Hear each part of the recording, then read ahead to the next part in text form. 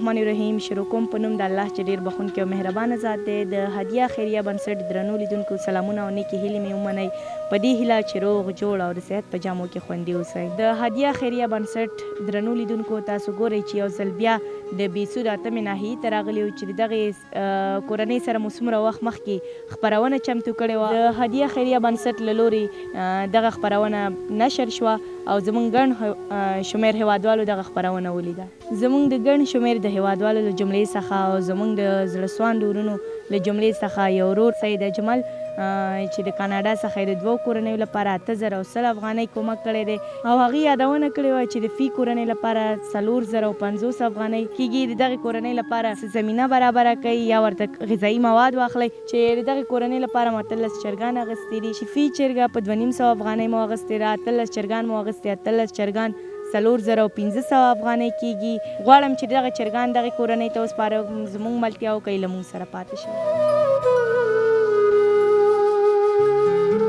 هدیه خیریه بنسټ درنو لیدونکو تاسو ګورئ چې دغه کورنۍ تر څنګ ولاړه یم.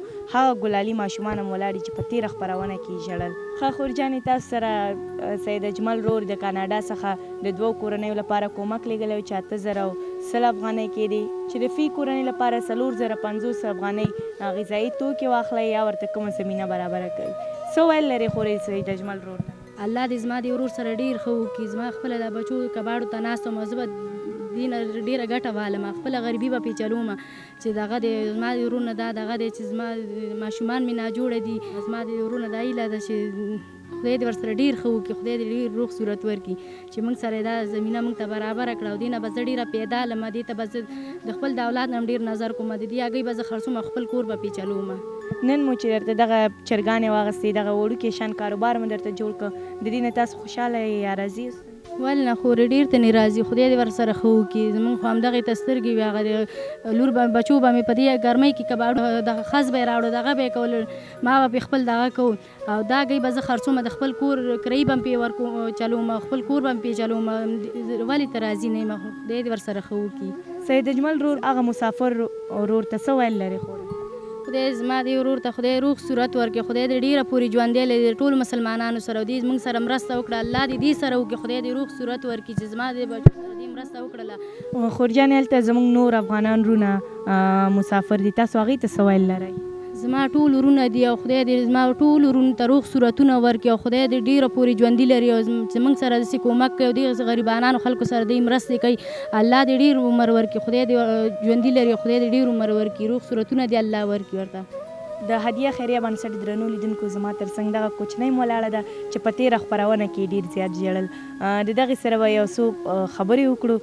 څنګه یې؟ کنه ما ته پیسې راوړئ، زه کالي اغوندم، دا زاړه کالي مونږ اغوندو. ښه تا ته به زه کالي م راوړم. ښه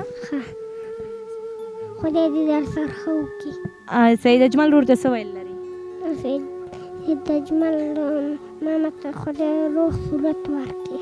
درنو لیدونکو دا وه د سید اجمل رور مرستې چې د دغې کورنۍ لپاره مو چرګانې واخیستې او یو وړوکی شان کاروبار مو ورته برابر کړ. دا وه د نن ورځې خپرونه چې ما هیله غریب دوست او ما سره د کیمرې په برخه کې زما ګران همکار اجمل نوابي چمتو کړه. تر بلې خپرونې کې ستاسو په درانه چوپړ کې حاضرېږم. د یو سوکاله باثباته افغانستان په هیله لوی الله مو مل شه.